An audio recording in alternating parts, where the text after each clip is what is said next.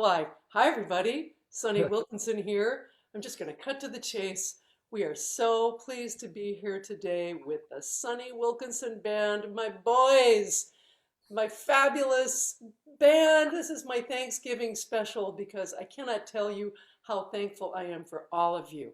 So let me introduce you to the boys. I'm going to start with Ed because he had the good sense to have a room that matches my shirt. I On the plan bass, Ed Vidoa. Hi, Eddie. Hello. Hey, Hey, Ed. Eddie. Happy to be here. Yes. And on the drums, Mr. Larry Ogletree. Larry Ogletree. Sub.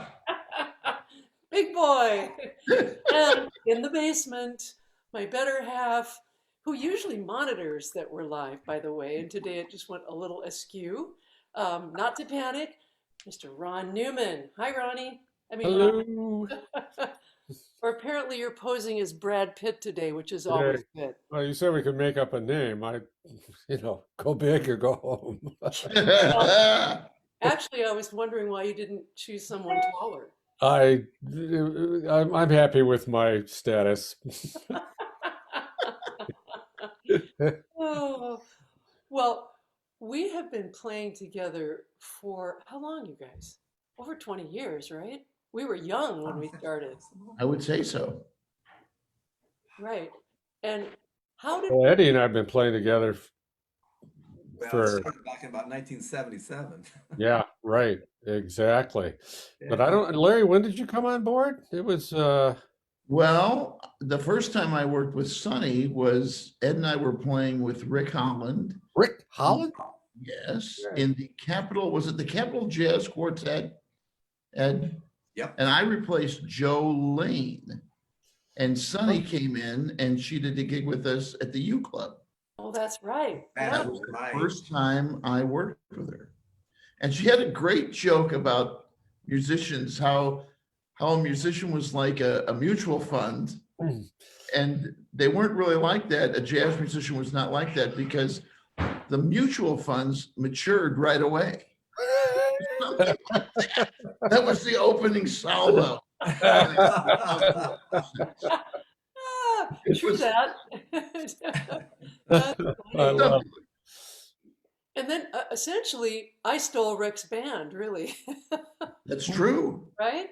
The next time I saw you and Ron, we did a gig at the Arioles Museum, and you guys came in to hear us. That was with Rick as well. Oh, But I worked with Ron earlier than that. He subbed for Jeff Kressler, and we played together at Circos. I Oh, was yeah. playing with Patty Richards, and Ron came in to sub, and that's the first time I worked with Ron. Yeah, yeah. So it goes back a long ways. Long way. So, well, with Eddie, didn't he play in your jazz band back in the day? my Back guess, in 82. 82. somewhere there, yeah. Yeah. Well, I think I had to, I kind of, if I remember, I may have this wrong, but it seemed like, you were out there working and you were always around and you had started, heavily into the classical period by that time, but we had known each other. And I think I needed a bass player and I think I asked you to do it as a favor, didn't I? Yeah, you called me and I was registered and I knew it was a big time commitment, Yeah. but I did it. I tell you, I was glad I did because that's the first big band I'd ever played with. Wow. No experience with any of that. None of that stuff. And I remember on those charts, anything that was Latin, crash and burn, anything, I'd stop. I would stop, it was difficult, but you have to do it. You have to go through it. You have to just eat it and put yourself out there. I knew I wanted to do it. I knew it was good for me. I knew I should be able to do this, but it took a long time. And Well, one of the things that was interesting about that, especially those early years, is that I'd worked at North Texas and I'd gone through the bands, and there's a certain amount. I would say I had a certain amount of expertise, but in a lot of ways, actually standing in front of the band and hearing things and going, "What's the problem?" We had a lot of just really good young players that were like similar to you. And in many ways, I was the same way standing in front of the band. And I would sit up there and go, this really doesn't sound good, but I don't know why, And, some would say, well, this person's out of tune, or this isn't happening, or this. I mean, it was, there was a lot of collaboration at that time because we all kind of recognized that we were successful in certain ways, but it wasn't like, yeah, we were all bozos on this bus, and let's try to make it work as best we could. And that was one of the things that was really fun about those early years, So Tell you, those early bands that I remember from that period, star-studded though. I mean, yeah, young, but think of all the talent that was in those groups. yeah, yeah, Who was in it? Well, Luloff, yeah. Well, we had the trombone section that all went professional, mainly classical. yeah. We had Rich Herring, who's with the Airmen and Note. Just one of the things is it wasn't a jazz studies program. It was before me. It was just a grad assistant, and it was just a lot of very good classical players that I coaxed in, or their teachers wanted them to participate. So a lot of very good musicians that just wanted to do it, and so they'd work very hard at doing it. So, but I just remember how it was. There was a certain amount of collaboration going on there, and you were such a major part of that. Unlike Larry.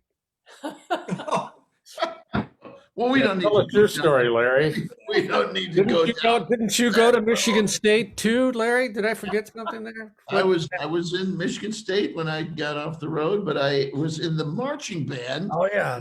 I was able to play big band drums, but I was so into playing snare drum with the marching band at the time that I never was in the big band. So I never was part of that. Just gotten off the road with Maynard, right? I was out Maynard for a while, Ferguson. yeah, and got up and was hanging out there working on a marketing degree, and that was not into the playing with the big band at the time. And I don't know, I was trying to think who was the drummer then. Was it Clem Waldman? Was Clem There Waldman for about playing? a year. It could have been Sammy. He was in and out. Well, I think this would have been in 85, 86. Well, Ian Levine was the drummer. Was he in the drummer then? Yeah. Okay. Yeah.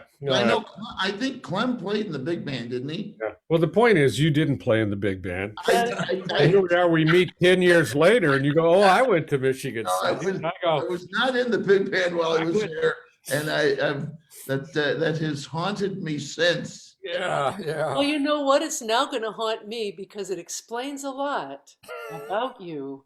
Of course, and we know choose that we You don't. play in marching band rather than play set drums. It's like, Yeah, hello, nice lady. Dave Catron's marching band. Yeah. What can I Dave and Wayne Bovenschen, yeah, of course. Mr. Weidrich, yeah, it was the big, yeah. Dave, I love Dave working with him though. It was Yeah, I it know. was a They good were great experience. bands. It was great for me. But yeah, I should have played in the big band. I wish I would have now. But I have gotten to play with the LSO big band, which has been marvelous. So I have worked. You were going to play until Tom. COVID hit. You were going to play the November concert? I was, and that's been permanently pandemically paused. That's right. So there you have it in Well- life as we know it. Just so you all know what this is about, Ron directs the Lansing Symphony Jazz Orchestra. And heretofore, they've done 2 performances a year. Great charts, great band, smoking band, really. Yeah. Oh yeah. Yeah, and Larry comes and plays occasionally, not all the time. No, I rarely get a chance to. I'd love to, but I was working on my music for that concert. It's like, not happening, dude. As Sorry. always. I think it was supposed to be last week, wasn't it? Yeah, and that one got Oh, yeah. that Yeah. was off. Well, wait, last night. I think it was supposed to be last night. That one, yeah. God. COVID. What can we say? Oh, man.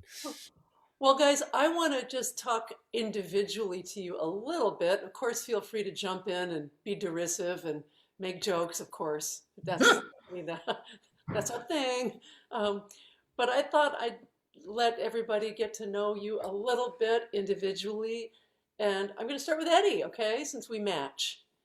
Um, so, Eddie plays principal bass with the Lansing Symphony. He's also sort of first call bass player around the area in jazz and funk, and you're a rock and roll boy. You play just pretty much everything. And you're also a teacher. I think you've taught at every university here, too. I have. I very much have. So right now you're at Central, is that right? Yeah. Hmm. Yeah. I know I've been there 20 years, Wow. 21 years. Wow. Isn't that incredible? Where'd the time go? You know? Wow. Hmm. And one of Can the you teach also, them face to face, Eddie? We haven't talked. Are you doing it online? Well, it's about 50-50. Okay. So we've been doing it. We've had students, I mean, we're all wearing, you can't swing a dead cat around there without hitting a sign that says masks and there's little stations with your hand sanitizers everywhere.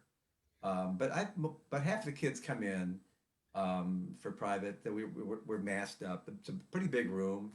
And the other ones are on WebEx or Zoom, and it works out pretty well. Although I got to tell you, if I never do a Zoom lesson again, that's just fine. Yeah. Often the sound, you know what the sound is, played or it's horrible. You can't see this, you can't see that. You try to say, wait a minute, go back, and they don't hear you. It's we've all been there. do you also find this when I'm teaching voice lessons on Zoom, I overreach. Like I talk too loud, I get too intense, and you don't really have to do that. So sometimes at the end of the lesson, I'm exhausted. I Like just totally, sometimes just I get it. relax, man. I'm always worrying if they're going to hear me out in the hallway. Oh, If they think I'm yelling or something, I have to go, what? yeah, It's just frustrating. It's yeah. not a good fit, but it's what it is. Well, one of the things that's been great knowing you is watching how you've grown in your bass repair and building basses. You've got to tell people about that. It's so fascinating. Well, when this whole COVID thing hit and nobody was gigging, I found myself um, doing much more restorations. People were calling me. I got this bass. And then so I did. I had one in my basement that I promised to a student 3 years earlier, and I couldn't get the energy to do it because I kind of told him I could do it, and then he gave me money up front, which don't ever do, by the way, because I'm not motivated to do it. But I realized this is much more work than I thought. I didn't really look at it. I went, this thing's a total basket case. It's a wreck. But then when COVID hit, I got motivated to do it. So I just went full time, 40 hours a week doing this stuff.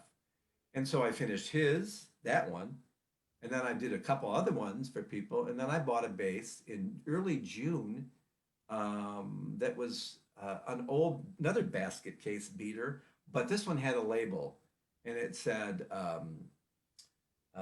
Johann Hadel Luten und Geigen, that means lutes and violins, Regensburg, Germany. And I looked him up, and he died in 1729.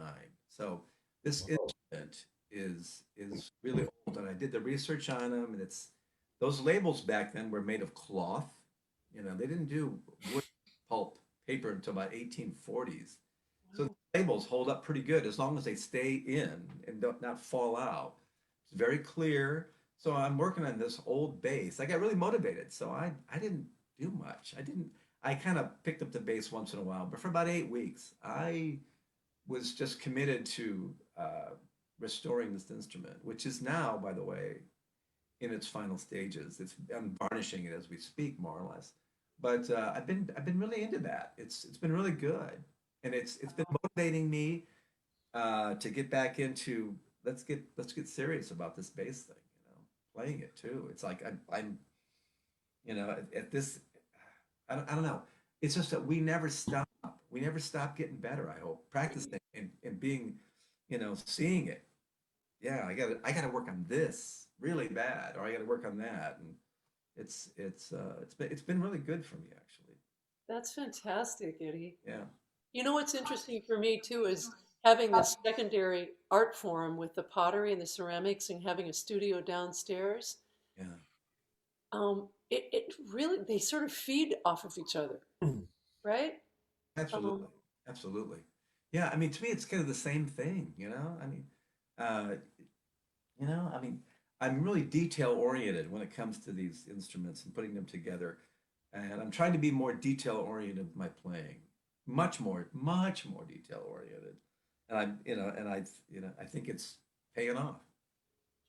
I think I'm kind of getting better. I think it's, you know what I mean? What did Casal say? I've got to go practice. He's 90 years old. Just Yeah. practice? Yeah, I think I'm seeing some progress here. Thing. You know, I, I'm not going to give into that. Well, you're too old for this. I'm not going to give into this crap. It's bullshit. I mean, hey, I'm better than I was last year, or 2 years ago, or 10 years ago, or 20 years ago. And I just, my eyes are wider open for various reasons. Hallelujah, brother, man. I can't wait to play all Yeah. together Yeah, I know. again. It's like when you have a gig, it's like, oh boy, stuff happens. But what did we do? Oh, I played with the CMU, did a little thing, a little video on their main stage, and I sat with a student. We played a variation on Greensleeves by Von Williams. Okay, it's a 6-minute piece, and but it felt so neat to play. I mean, really, to play. He was about 4 feet over from me, my stand partner was, and everybody was totally separated. It wasn't a full orchestra; it was a small group, but it was exciting.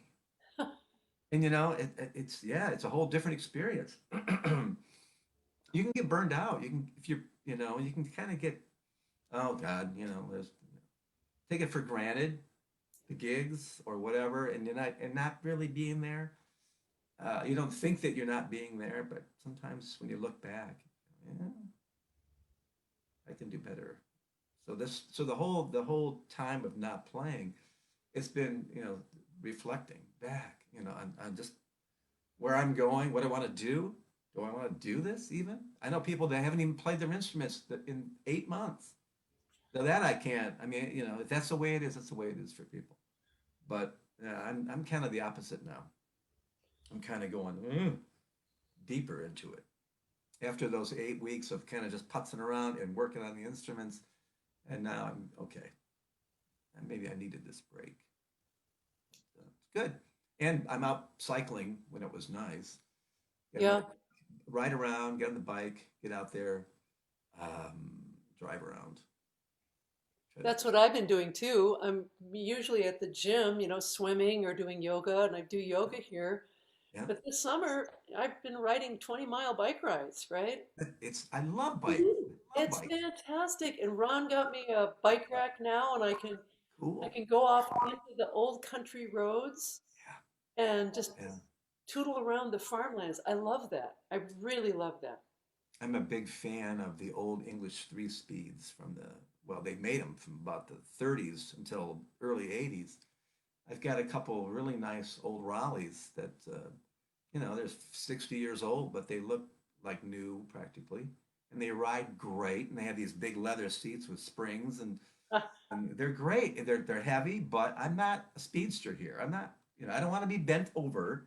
No, I'm not into the drop bars. I want to sit like this and just have 3 speeds. I don't need 20 unless I was doing the Delmac or something. Then I'd want to. No, Sure. I just want to. I want to exercise. I want to get out. It's a time to you can think and it's just great. I love them. I love getting out there. yeah, me too. Absolutely. Yeah, yeah.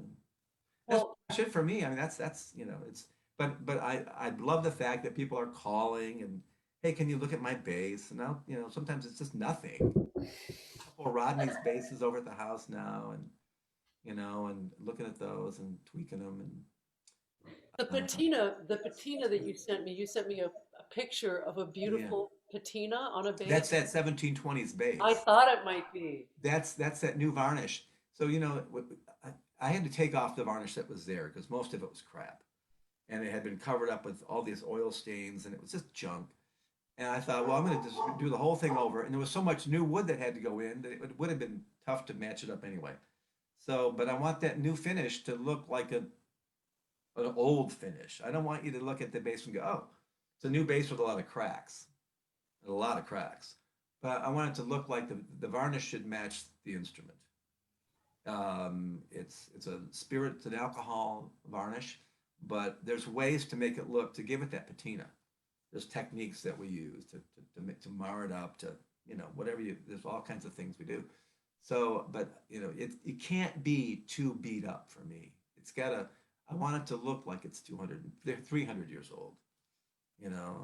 Clean, tidy, but texture, varnish that's not smooth. It's got these it's craggy and moon-like almost. That's cool. That's the geeky side of me that comes out in this. I love that. Yeah, Like that little photo of what you saw there, that pitted varnish. yeah, it was beautiful. That's it. That's really cool. That's geeky. I wish you could show us the base. Oh, you will. Well, No, I mean, it's probably too much to bring up. Yeah. well, it's I've got it. But see, the thing is, I've got it right here, actually. But you probably won't be able to see. This is here it is. But you can't really see it because it's so dark. It's the well, you can't see that, but that's what it looks. See that it's in the corner of Put of it closer. Oh no, we can't see it. corner. You can't see it. Well, anyway, no, but I mean, you'll see it eventually. I'll bring it by, but I plan on selling it. If the base convention flies this year, it'll be in Lincoln, Nebraska. I'll take it to Lincoln, Yeah. and I'll try to sell it because I mean, it plays. I played it in the white with no varnish. It's nice, sounds good, plays easy, but I don't need 4 really good basses. I've got good. Oh, sure you do. No, Yeah, how many electrics no, do you know have? what? As we get older, I'm trying to get rid of stuff. I Yeah. don't want to have my house full of crap. And what if I die tomorrow? And then my kids got to come in here. And what are we going to do with all this stuff? We have that same conversation. As a matter of We- fact, I spent all yesterday getting rid of stuff. Getting rid. It's, Well, my darling, I'm going to move on to Mr. Larry and ask him a few questions. Thank you so much for sharing with us, actually, your practice and what's going on in your inner life. It's really fantastic. Larry, oh! Yes, hello. Hello, goddess! You have to say it. Hello, goddess. Yes. So we have this thing, Larry O and I, That's right. whenever we're on the phone, I go, Larry O! You say, And he hello, goes, goddess. It's so good to talk to you. I've earned That's that. a thing. Yeah. That's How are it. you doing, my friend? I'm groovy. Everything's good. The pandemic planet is enwrapped me, and I'm hitting the new norm. So watching where I go, limiting my time in stores late at night, carousing when no one else is there because nobody else wants to be there with me. Well, sure. Of Yeah, I can clear out a store. Oh my God, it's Larry O. Clear it. course. I have no problem. Hamburger for me, it's always there. Toilet paper, can't get enough. So you're teaching live at Hillsdale, right? Have you gone virtual? I am live. My studio has a screen, so I'm socially distanced with my students. Don't have any problems that way. They mask up. There's a good ventilation system. Plus, I have an air purifier. So I've had no instances with any of my students. And fortunately, I got my full term in with students, and none of them were sick or asymptomatic. So I'm done now for the semester, and we're off until January 13th, if everything clears and we go back. But we were able to do our 2 faculty concerts. we live streamed them, and that worked out okay. They did have a few people there, but they were distanced and everyone was masked. I wore a mask while I was playing, didn't take it off, and it worked out okay. It felt good to play, felt good to get out and teach, and the students enjoyed it as well. So it was kind of a win-win for everyone, If I may say, I saw that. I saw one of your Hillsdale concerts. Yeah, you were mentioning you saw it. It was really good. And we did get to, Ed and I, earlier this year, we were part of the Old Town Jazz Fest with John Gewirtz and Arlene. Yeah. And that went off really well. I mean, there was really nobody in the audience, but there were people downtown, listening to it.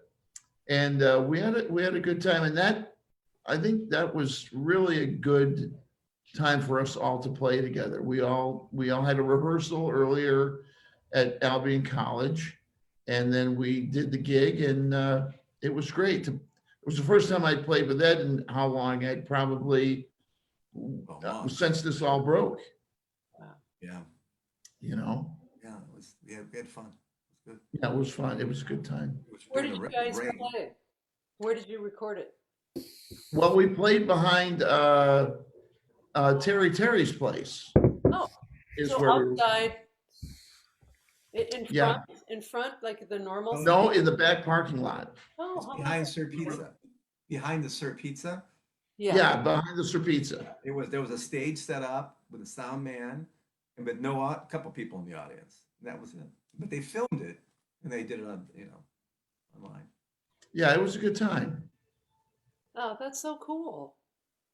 So, my friend, Yes.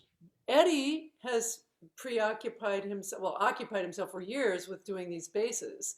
But I Sure. recently learned that you restored a set of Buddy Rich's drums. I did, and it's on, there's a clip on YouTube, and I had that kit for a long period of time, and I won't go into the diet. You can see it on YouTube. If you type in 1968 Buddy Rich kit, you'll see a clip on me. But basically, Buddy Rich was my Ringo Starr. I mean, he was the first influence for me that way. My folks, I used to sit up at night, basically when we had only three channels, that was it for the TV. And the old, you'd go up to get the channels in. My folks had a box on the TV with this big dial. So you would rotary dial, turn the dial, and you could hear this big thing going, ka-ka, ka-ka. And you get kind of, oh, it's almost there. No, it's fuzzy. Back this way. No, well, it's good enough for now. So I would watch Buddy Rich on Merv Griffin and on Johnny Carson or on Mike Douglas, and he was like it for me. That was it.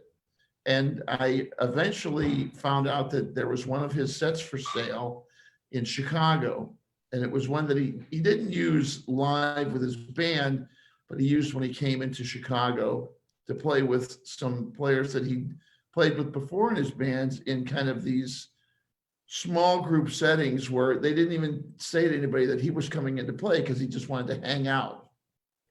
So I found out about this kit and bought it.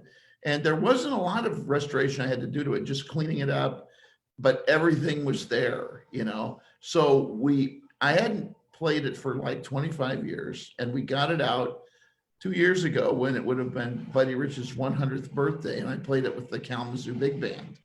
And it was just great to play it again. I mean, they're bigger drums. Obviously, it's a bigger drum set than I usually use, but it was just a great way to kind of channel my inner Buddy Rich, and get that on. Although, as I said in the video, I was tempted to fire the band after the first set, but in Pawpaw, it was hard to get a hold of the musicians union. So I couldn't, literally couldn't do that day, but yet to be determined.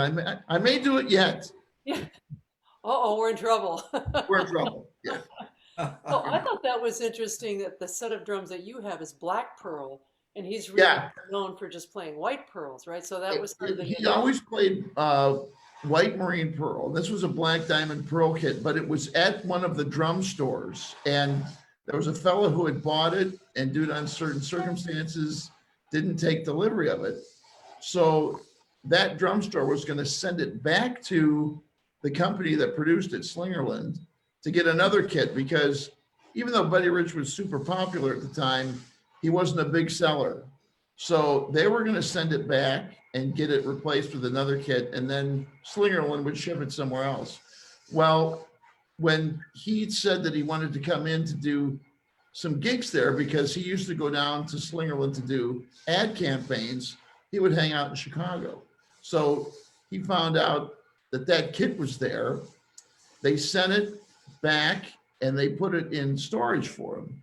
So basically it was there for him to use when he wanted to. One of the guys that worked there acted as a roadie, kept the kit at his house, but he would call and come in, they'd take it, set it down, set it up, and boom, he'd play, and then they'd put it back in its place. He held on to the kit and decided to sell it. And this was probably 2 years before Buddy died. And I'd always wanted to get one of his kits, but never did. So one of the salesmen told me that this kit was available. Went down and looked at it, immediately bought it. And 2 years later, he passed. There was a guy out west that found out that I had it that wanted to buy it from me, but I didn't sell it. So I hung on to it. So still have it to this day. And like I say, there's a YouTube clip you can go to see and check it out. Yeah. That's cool. That's cool. It was very fun. Yeah. Hey, Larry, do you Yes. play anything other than drums? I do not. You know, I started playing cornet in 5th grade. And before that, I had played in a snare drum in a bagpipe band in Detroit. And that's kind of where I started playing. Yeah. That's the answer right there. That's why he wanted to play in marching band. Right. And then I'd done drum corps and all that stuff. So, I mean, that was a big thing for me. So anyway, when I got into 6th grade, it was the tradition that most band directors would say, we got enough drummers, don't need any, especially one that looks like you. So you're gone, you know. So my mom knew I didn't want to play cornet. I mean, I literally hated it. It was the worst, you know. I always would kind of try to leave it at the bus stop. Where's your cornet? I don't know, man. And then, you know, the bus stop was also our local kind of little supermarket. So the guy that ran that would call my mom and say, yeah, Mrs. O, I think Larry forgot his instrument again. He was from Brooklyn. It's up here. I'm holding it behind the counter for you. That would happen on a weekly basis because I just hated it, you know? So finally my mom went in the second semester and said, if my son can't audition for drums, he's not going to play in band. And the wild thing is that my band director at the time had a percussion degree from U of M. So he knew that I had some abilities. So I went in and played and you know, ended up getting first chair and you know, ran the gamut. But I don't know why. It was one of those things that we got enough drummers, you know, everyone wants to play the drums. So then that was kind of the starting of playing drums, and it was that way. It's been that way ever since. You know, I've always loved to play. I always want to challenge myself, and working with you and Ron, as I've told you many times, it was just like getting a doctoral degree. Total mentors for me. The way I play now has been honed and determined from working with both of you, because it's been invaluable. And all of the vocalists that I've worked with know that that's the reason. I mean, I've worked with a number of them, you know, Mark Murphy, as well as, you know, most of the local vocalists in the state I've worked with. And they always say the same thing, is that you know how to back a vocalist.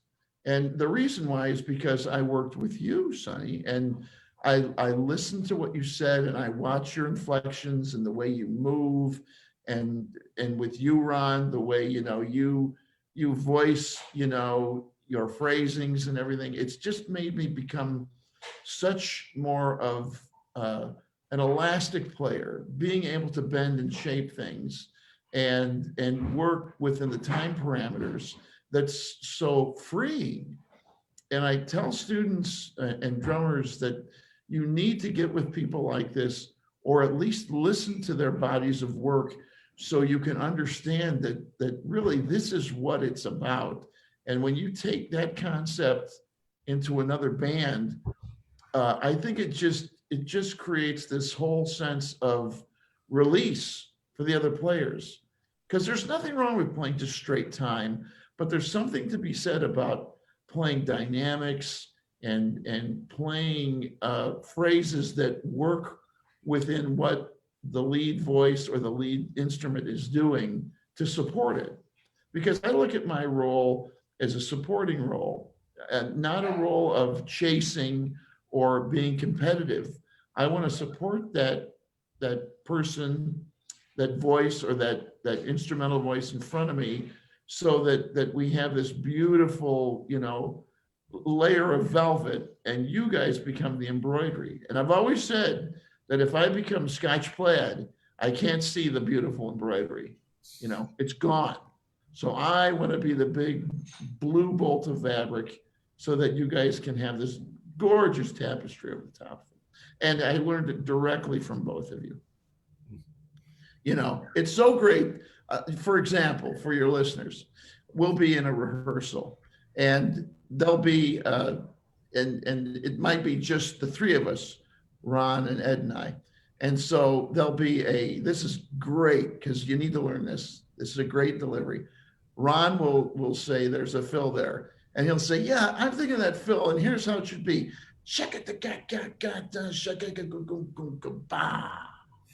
And that's just all I need. It's like, wow, that's the hippest thing, man. And he's got this thing with the hands that you do. And so now I find myself, when I'm getting ready to warm up, I'm doing the hand thing. Bang, love it. That kind of stuff is just great. And with Sonny, I watch how you move your arms and you move your whole body. It's a dance. So I love being your dance partner. It's wonderful. It's so funny, Larry. I always tell my students and use you as an example, because you always have my back. Always. My And that's the way. memorized, but Yep. even more, you are glued on my body language. So I don't need to count anything off. You No, can see the pulse that I'm establishing before I count anything off, and you're there. And it is so important to be that way. I think not only with you, but when we work as a trio, Ron and I and Ed, I have the same attention to the leader always, because I view my situation as like, it's like a combat fighter pilot, a wingman, and you are protecting that element leader. So you're always watching what's going on around them, so they're protected. Case in point, we did a concert, Ron and I and Ed, for Greg Hill, and we rehearsed all of Greg's music at your place. And when we did that concert, it was we played everything, so many phrases, exactly what we were going to do. It was amazing. One of the best performances I think I've ever had in a group setting, because we were all tuned in and we're all listening. And I always tell players that what you need to do is, when you go to a rehearsal, clear your mind, leave that baggage, and listen to everything that your people are telling you what to do. It's not dictating, it's instructing. And when you take that home and work on that, because when you come back to that gig, you've got to be on with that. You've got to be able to support them, because they've hired you out of respect, and you must give them that same amount of respect. And I find it so disheartening when I go to hear people and it's kind of, yeah, I'm just phoning this in. This is the way I feel. It's like, you shouldn't feel that way. You should always feel, as we always say, that play like it's your last performance. But if you're going to play that way, don't just limit it to playing that way at the performance. Play that way at your rehearsals. Play that way in your practice sessions, because we don't know. So we want to give it everything we can, and we get rewarded because we're learning and we're sharing and we're inspiring. And that is, I think, to me, what music is. It's a great learning process. It inspires me and it connects me with the world. And it just helps me get through life. And if I can do something that makes either my bandmates happy or the audience happy, that's all I can ask for. I can't ask for anything more. It's wonderful. And even though we have not been able to share our music live together, I find myself going back to many CDs of this group, either Ron's recitals or our recordings that we've done together, and I will put them on and I will play to them. And it's as if I'm right there. Even though we're far apart, I still have that. So I haven't lost that connection. And, it's just, I think, a love I have for all of you, a personal love and respect, because you're my friends. And it can become emotional. It's hard. It is, but I miss you. Oh, sweetie. I do. I I do. I know we miss all feel the same. I- We're so I- lucky to have this. How about we can work together? Yeah. Oh, bless you. Thank you so much. I can verify what he said. Not about the loving everybody. I don't know about that, but Well, I'm sorry about that, but it's about true. once a week, Larry will call me up, and I'll pick up the phone, and he goes, "Name this dude, Baba Chicka Dicka Boom, Baba Chicka Dicka Boom." So he's singing the drum part to some obscure thing I wrote 20 years ago because he's just pulled it out. I love Name that. this dude. Ah, that's Who else but me would do that? Like I say, the guy that drives down the one-way road the wrong way just to see what people say. Right. Hey, you guys, I think this is a perfect. I've completely forgotten to play some of our music. Oh, Yes. 2 years ago, the four of us recorded a record, and for me, it was so long overdue to give tribute to these wonderful guys who are like my family, even though we don't see each other that often. When you play music at a high level and you're all engaged and you're all in, it's intimate, and Sure.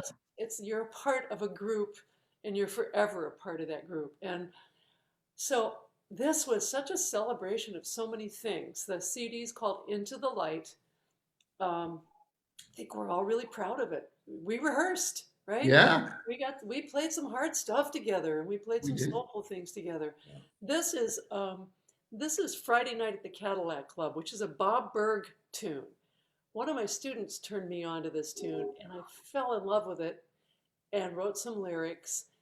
We're only just going to play about a minute of it, but this is Friday Night at the Cadillac Club.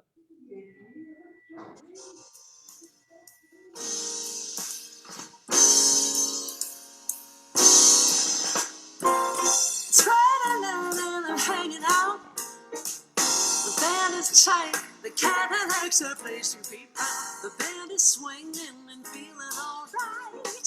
You wander in and then you realize this is where it's at. You round the corner and catch his eye. Playing the grand piano, digging in with all of his might. It's crazy cool, cuts like a knife into the soft impressions. The burning cool of the night hangs over me like a reverie. Flipping out on the melody, taking me in. It's Friday night and my hair is down. Mind and body racing, music's playing with its sound. Blind me, yeah, yeah, yeah. Blind me. sound.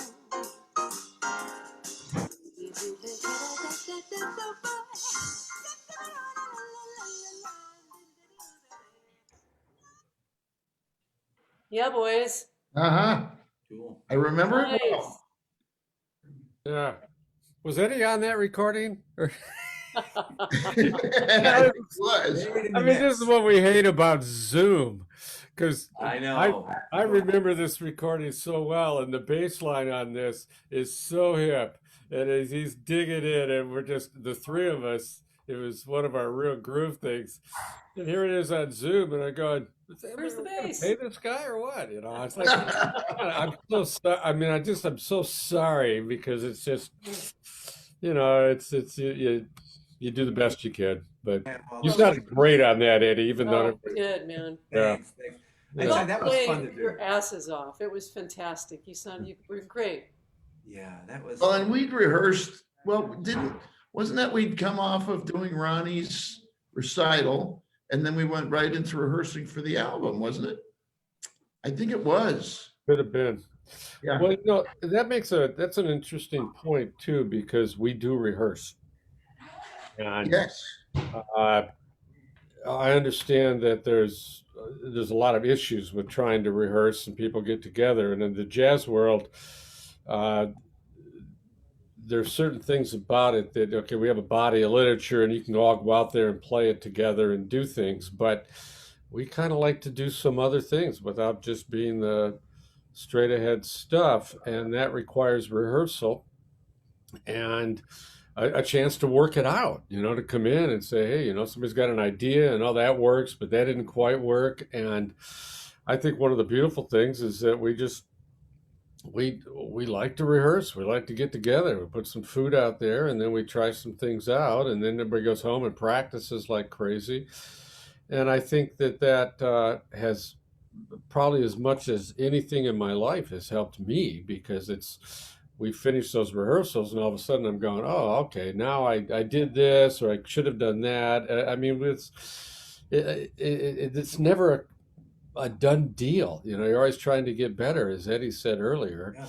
And I think that's one of the cool things about the group here. It's that we do like to rehearse. We do like to get in there and try things. Yeah, rehearsals become a hang, and that's what's nice, and everybody's on board to rehearse, because I don't think any of us takes our positions lightly in the group.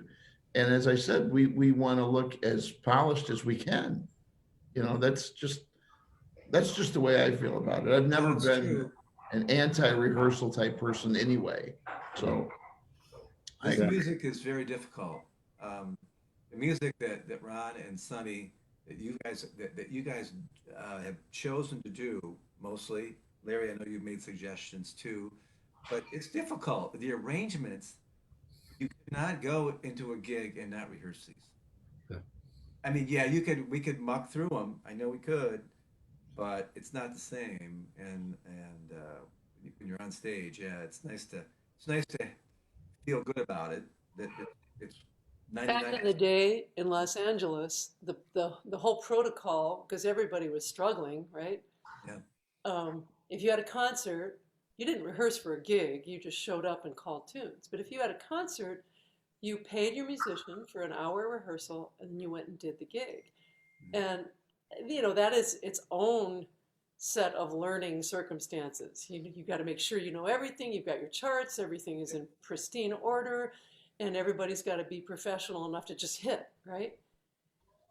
But I think as far as like deepening and getting a little more artistic and more adventurous, this has been such a wonderful formative ground for me. And Oh, a yeah. place of safety too, for me, Absolutely. you know. That's another learning process, you know, for younger players or people that I look back at some things. People say, well, what are your, you know, do you have embarrassing moments? And almost all of my most embarrassing moments were gigs that I wasn't prepared for. And I didn't realize I wasn't prepared for them, you know? And it's like, yeah, up to this point in my life, I've done X and I've done Y, and it's very good. But all of a sudden now you play with somebody that's 3 levels above you, and you go, oh, you know, and Yeah, been you know, there. I still remember. I can remember one in the classical field because I did a lot of accompanying, and I was fairly young, and I kind of blame the other person on this, but in the sense that it was like, hey, can you come in and just play a studio class? And I went, yeah, sure, okay. You know, I was kind of used to doing it. It turned out it was a master class, and their particular instrument. This guy was in for the New York Phil, and I just thought, you know, we were running through some stuff. We didn't even rehearse it. We didn't go through it, you know. And I got done, and that changed my life. And then I can remember a particular jazz gig where a guy kind of begged me because he was hurting, but I said, I don't play that style. I don't do that. I mean, I've never worked with a bagpipe band, but I'll give it my best. You know, it's that type of thing. And you know, it's all of a sudden you're like, wow, yeah, you don't come in. It's like you're not rehearsing your music, you're rehearsing the ensemble, and that's just part of the learning process. And uh, it just makes it so much fun, you know. In our groups, they were going to play a tune. Here it is. Everybody's got it. They come in. There's certain questions, but it's not like we can't play our parts. It's like, what do they sound like together, you know? Right. And it's tough. That's what's fun. I wanted to share with everybody what you've been doing in COVID. In March, early March, I think, you fell on the tennis court. That was July, No, no, July 11th. it was July 11th. Ian's wedding. I didn't make it. Oh, it was Ian's wedding. Yeah. Right. You fell on the tennis court, separated your shoulder. I have never seen you. You were in shock. You were white as a sheet. You were walking like this. Yeah. You were in agony. Anyway, It hurt. push forward. So here's what my husband does. It's so inspiring. So he can't do anything with his right arm. So early the next week, he gets out Bach chaconnes and starts practicing and playing with just his left hand, right? Which he's continued to today. And you're tearing that piece up now, right? I'm a Well, little tired, but I'll be I, honest. first of all, it's an 18-minute piece, and I don't practice like 8 hours a day. I'm just having, you know, I retired about a year and a half ago, and I'm just one of the things about retirement is you do what you like, and I love playing the piano. I mean, I certainly understand with the people that have, you know, numerous musicians, they don't have the gigs and they're not playing. Well, one of the reasons I retired was to play piano, and I don't mean 8 hours a day, but I just get up every day, and I love to play. So when I had the accident, you know, the Brahms did this version of this piece, and I went, oh, I've always liked this, and it's just been wonderful because there's just a lot of stuff that I couldn't do before, and it turns out, oh, you know, you play it a couple thousand times, so you get better at it, and it's truly, I think, one of the great pieces. Uh, so. And now that I'm back and I'm using my right hand, not as much as I'd like to, but I can still. I can play a little bit every day. I'm working on other things, and it's just that's kind of fun, you know. It's wow. I just have time to practice. I'm sorry when you're teaching college full time, you know. I don't know how some of these people do it. I really don't. I admire my colleagues for getting out there and keeping their chops together when they have to teach 25 private lessons a week and everything else. But uh, yeah, it was fun, you know, and it still is. And I like playing piano. I like Well, I also think, Ronnie, it's so cool about you, and clearly these guys too, because they're coming at it from different angles, but sort of the same idea. You're hitting your stride in your late 60s, right? Yeah. Very cool. it's kind of You know it is what? kind of fun. True. I Yeah. hate to use the word late bloomer, but it shouldn't be used because that means to say that we stop learning when we're younger. This is no, this is I'm not buying all that bullshit. It's we don't stop. We don't stop. Well, the term they use for me is wilted flower. I'm accepting that, okay? That's true. You know, Okay, listen, you guys, before we sign off, Larry O, you've got to do the double impersonation. Oh, Do you think you can do it? You want that I did earlier? Yeah, shall I tell them who it is, or do you Go want? ahead and tell Well, them. maybe just the single, the one that everybody would know. Oh, would you like the other one? 'Cause I think Oh, Well, the yeah, do the So bird. you'd like the national impersonation? Yes, absolutely. Okay, so I'm going to talk to you about my ideas for the Socialistic Swing Society Band. Everyone will play tonight. I've got a 18-piece big band. They'll be playing. Now, here's the thing with the Socialistic Society Swing Band. We play for free, okay? We do ask that we get free meals, all right? Right now, we're playing for free. Now, the other stipulation is when I direct, it's this type of direction, okay? Guys, I'm not going to give you the Guy Lombardo type stuff. He was very hip back in the day. But I will do this, and when I want people to be quiet, I say, shush, shush, shush, shush, shush, shush. It shushes everybody up. The other thing we will do, excuse me, I'm talking to you over there in the rhythm section. We must do my favorite piece, which is Moonlight in Vermont, okay? Everybody on board with this, with the Socialistic Society Swing Band. Now, this is a band that is going to be fantabulous all over the place. Larry. And we're huge. Huge. You do not get to do a longer monologue than our tune. Harry always left the building. That was hysterical. By the way, he can keep you entertained for hours. You do have quite a few great ones. Yeah, try the tune. I'll be here for at least 10 seconds. Yeah. We have two comedians in our midst, apparently, right? Well, I would say at least two. Well, I'm not one. I'm not one. I know. So that leaves. Would you? My husband is a closet comedian, by the way. I Yes. have no idea what you're talking about. I had been practicing my stand-up though, and then they closed the clubs. That was what I was going to do in retirement was, but Ah, So you are the sober yin to my raging yang. There you have it. I like that. go. The Bob Newhart of jazz and what are you, Lario? I'm the Pete Barbuti of the drums. So there you go. Beauty of the drums. I love that. That's great. Well, you guys, we're almost to the end of an hour, even though I think I had 3 or 4 false starts there in the beginning. Finally got it up. Facebook sort of glitched on me a little bit this time, but that's okay. It has been such a treat to Marvelous. see you all and to hang with you.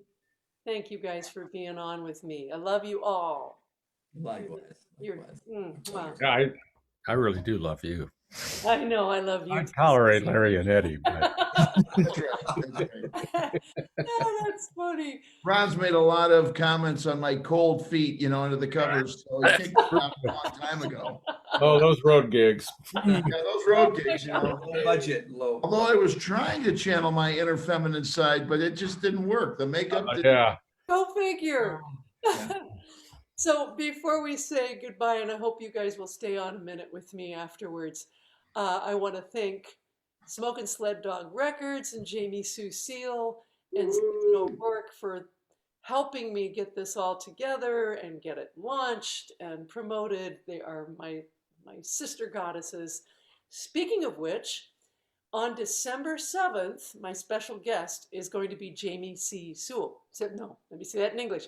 Jamie Sue Seal of Smokin' Sled Dog Records. And she's got such a fascinating story. I hope you'll join us. Happy Thanksgiving to you all. And please be safe and take care of yourselves. Thank you, you guys. Love you. Thank you. Bye-bye.